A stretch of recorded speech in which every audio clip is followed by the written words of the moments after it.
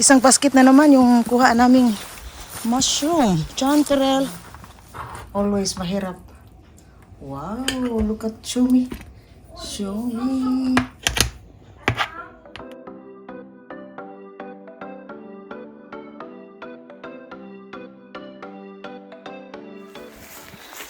Welcome back to my channel. Beli Russo po, taong gubat.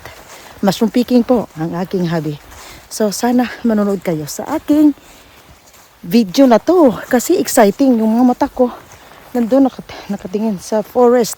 So, let's find out. Ang dami po ng mushroom. Dami ng chanterelle. Yan. Di ba ang laki? Ang ganda. Naku, akala ko uwi na kami. Ano ba yan? Puno. So, pasensya na lang. Uy, basta ng chanterelle. Lagi mo din ang kumunda. Ayaw ko nang mag-stop pag may chanterelle. Dumidilim na. Gumiginaw din yung gumagalaw yung golden color ng chanterelle.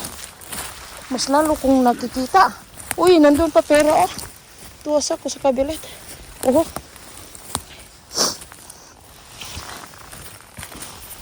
Ano ba yan? Wala tayong katapusan ito. Ayan oh, maliit. Huwag na lang yan. Yan. Maliit. Ante, sabi ko kay mister, ang daming chanterelle po. Meron na naman. Kakala ko uwi kami. Baro siya lakin. Sila ekspuro ka sila. Nandito. Oh. Sila. Kato. Nait sa. Disa. Yeah. Sila. Oh. Tingnan natin yung bulitos na yan. Nak. Uy. Look. Ay. Hindi pa naman. Tak. Gagalit yung mister ko. Ay, wag na. Pwede pa naman to, pero wag na lang. O, ayan. Marami kasi bulitos eh. Pinahit ka. Yung aso nag-iingay yan. Dito banda, ang daming bulitos. Malaki ng bulitos oh. Yan oh. Oh, soft na. So, walang nakapunta dito. So, ako lang. Kasi, ang bilis lumaki ng mga bulitos eh. Di ba yung last time nagpunta kami dito? The last video ko. Maliliit pa yun eh. Pero mabilis yan eh. They absorb water, nutrients from the soil. So, yun. Pero, next year, tutubo naman yan. Kahit doon sa aming backyard. Hindi ko napansin. Kasi ngayon eh, natutulog na yung mga grass, yung mga tanim-tanim. Sabi ko, ay sa likod, ang dami palang bulitos. Oo, malaki na. Oo. So, pero mas okay sa forest kukuha ng bulitos. Hindi sa mga, kasi mga bulitos, medyo sa may dandaan yan. Oy, pera, pinihit ke. Tasong kantarile. Sabi ko, uwi na kami, pero sa daan, may chanterelle. Ay, ano ba yan? Oh. Ano ba yan? Si IT, oy. Si IT. Walang katapusan. Ayan kung saan kami ay uwi na. Dami ko na rin nakitang chanterelle. Oh. So, ayan. Itong forest na to is very rich in mushroom. Oho. May isang bulit.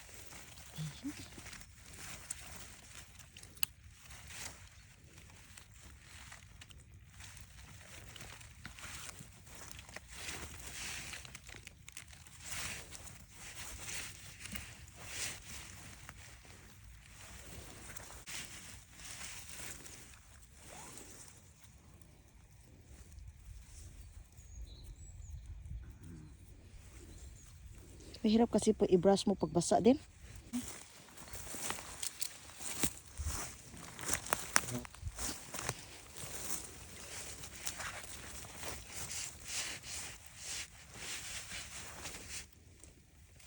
So, ayan guys.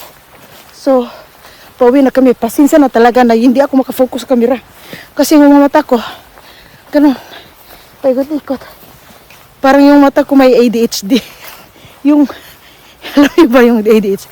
Hindi ba tingin ng straight, laging nakatuyok-tuyok yung mata. Kasi, yung parang nakita ko lahat sa tiril. Uy, alam niyo, masaya talaga pag nasa forest ka. Kasi, hindi ka ba hihiya? Ako lang yung madaldal. Walang kontra yung mister ko. Sa kanya lang. Kailangan uwi na daw kami. Pero, under desire, hindi naman. Ano lang, sabi ko, ito yung enjoyment ko eh. Sa ano ko masaya. Habang may mga matitigas pa na tuhod. At saka healthy pong katawan natin. Why not to go to visit forest? Kasi, alam niyo ba yung Finland? It's like a countryside. Oo. So, yan ang ibig sabihin ng happiest country. Kasi you feels like nasa countryside ka, safe. Oo. Marami kang makukuha sa gubat. Uy, nandyan ako dati, oh. Pinahid ko pera. Meron pa yung mushroom, oh. Uy, meron pa. Lumalaki na naman. Doon, ah. Yan ang kinuhan ko last sa video ko. Diyan, meron, oh. Pero, wag na. Ayoko na. Next time na lang. Kasi puno na yung balde. Basket namin eh. Oo. Maputik yung daan. O yan. Oo. So, last video ko doon kami banda. So, today, dito kami sa left side. Diyan kami galing. So, secret lang yan. Hindi ko sabihin kung saan. Para walang kompetensya sa chanter. Eh, ganito talaga totoo sa Finland. Yung mga tao dito, hindi yan sila magsasabi kung saan yung mga chanterel. Pero hindi ko naman kailangan magtanong kung saan yung chanterel, saan yung bulitos. Kasi laking bulitos, oh. Pag masipag ka lang, maghanap ka. Alam mo yung anong mushroom kukunin mo. Huwag kang kumuha ng mga mushroom na hindi mo kilala. Yung nakita mo lang yung picture pero hindi mo talaga alam na makakain. Huwag mo na lang kunin. Oh. So yung kukunin mo, yung alam mo makakain. Diba? Oh, doon kami, oh. Doon. Oh. Siguro marami na naman kasi umulan nga eh. So, ayan. Iyo, taon iso yun. Pauwi. Pero lagi na lang may. Buti na lang eh. Nagkakita rin itong isa. Okay, yan oh. Ganda tingnan din oh. Yan oh. Karpas yan eh. Pinaka-poisonous. Again, isang basket na naman yung kuha naming mushroom, chanterelle, may kunting funnel chanterelle, at saka mga bulitos din. So, ayan. Yung bulitos ko, yung penny vine, itong ginawa ko, kinakat ko yung mga bulitos ko. I-try kong i-frozen para hindi masira. Kasi pag nasa room temperature ng ilang araw, ang bulitos po ay hindi mamalalalanta. Oh, ayan. Ito yon. Yan.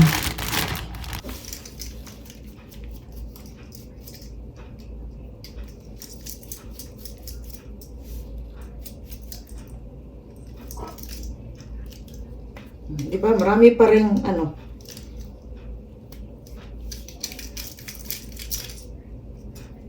Di ba nagmamadali kami sa aming mushroom.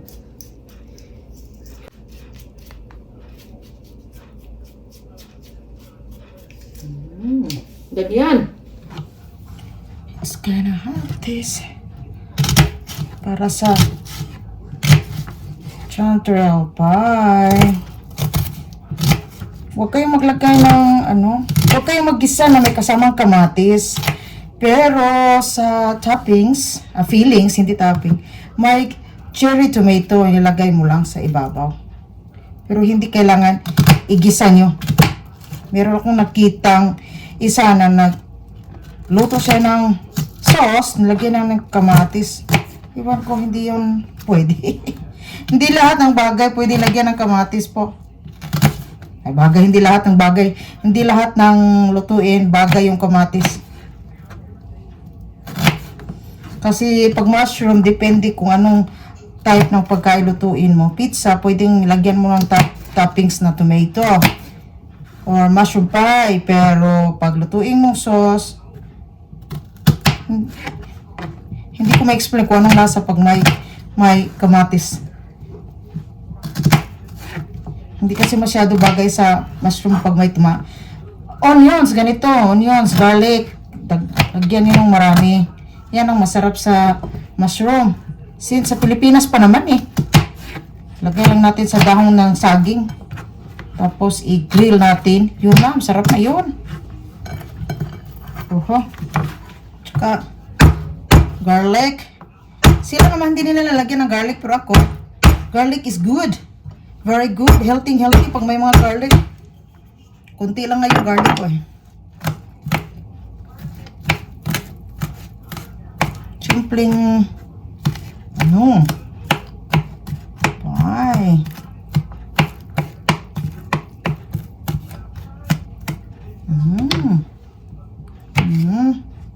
Anan lang, lagay mo lang sa toppings yan. Hindi kailangan igisa. Yan. Pang ano lang yung decor man ay ito, basil. Pang decor din. Sa toppings. So, ayan. Para masarap yung ano nyo. Mabango. Sa pizza din, masarap to. Ayan. So, ito, ilagay natin ang chanterelle. I-boil muna natin yan para mag-dry yung tubig.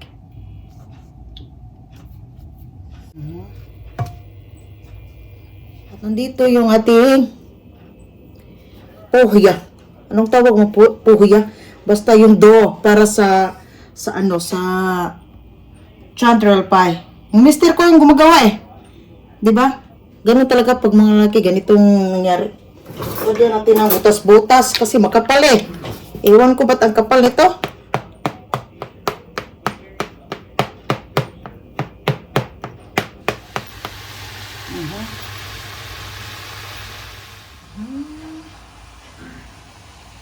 May ingredients ko para sa chanterelle pie. Isang cubes ng beef or chicken, okay lang.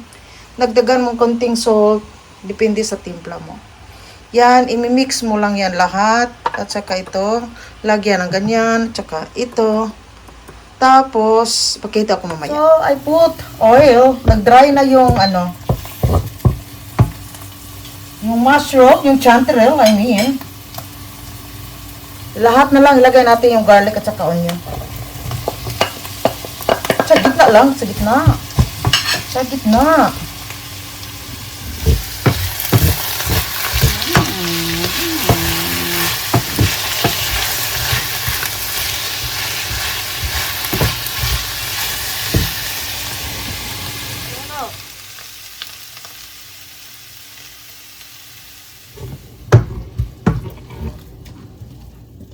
Init pa. Okay lang, okay lang. Ganyan lang yan. Ganyan lang yan. Lagay mo lang. Lahat.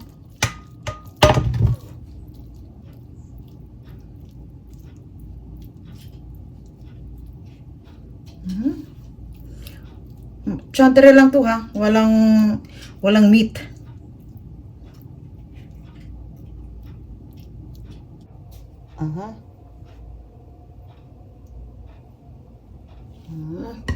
So, dito, mix na natin ng food cream.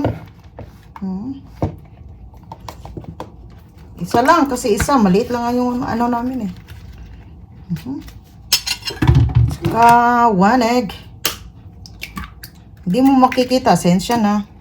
It's really difficult to smetana, sour cream.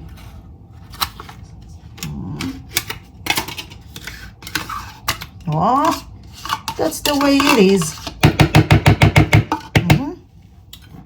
And this one, it's okay.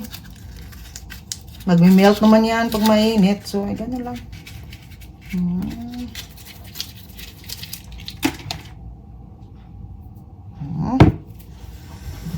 we're gonna mix it. I'm looking for something very big.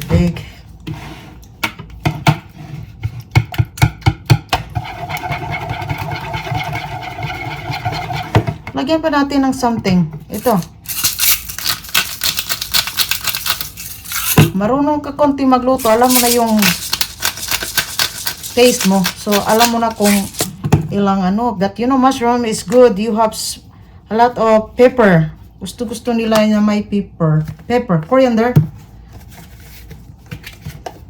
Powdered pepper. Kunti lang. Pag hindi mo gusto, huwag mo lang din gawin.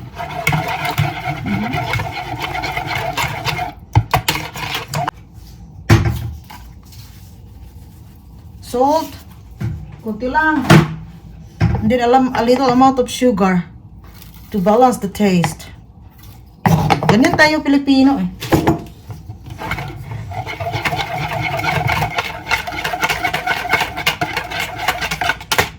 Tapos na to.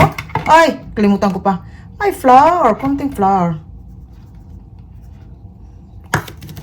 Para ano siya, dikit talaga. Walang measurement yung flour ko.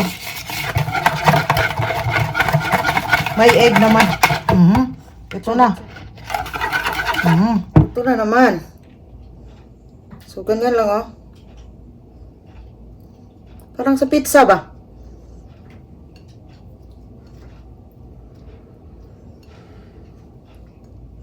Pero I recommend cherry tomato ang ilagay nyo.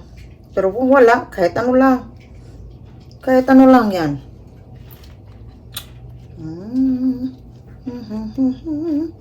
Parang pizza, no? Pero hindi to pizza. It's a pie. It's a pie, you know? It's a pie. It's a pie. Sa gitna. Yan. And then, this one. Ganda, no?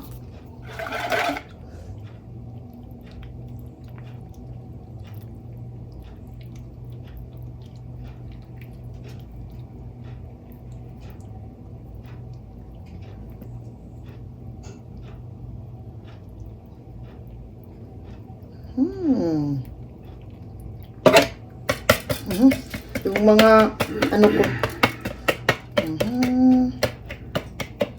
Next is this one. Kahit ano lang. Kahit ano lang manong maisip niyo. Pwedeng. Special na to. It's a special na po. Nagugas pa ko ng kamay ha. Kami lang naman kakain eh. Hindi pambinta.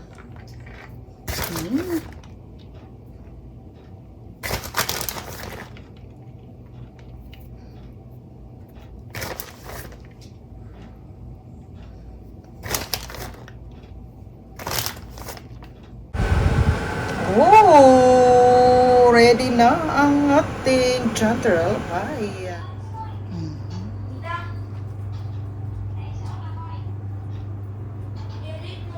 Chanterelle pie. Yan na. Tikim ng chanterelle pie.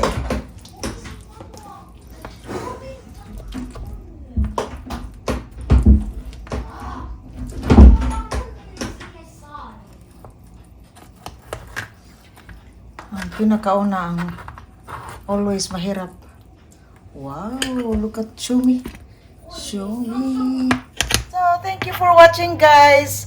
Sana nagustuhan nyo yung episode ko today. Mushroom picking and making chanterelle pie. So, subscribe sa mga gustong mag-subscribe. At saka, sa ulitin, God bless, ingat-ingat, and always remember to give thanks to our Lord and pray always.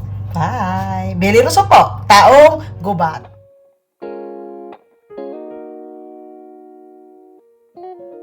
So, ayan. Hinugasan ko yung iba. Oo.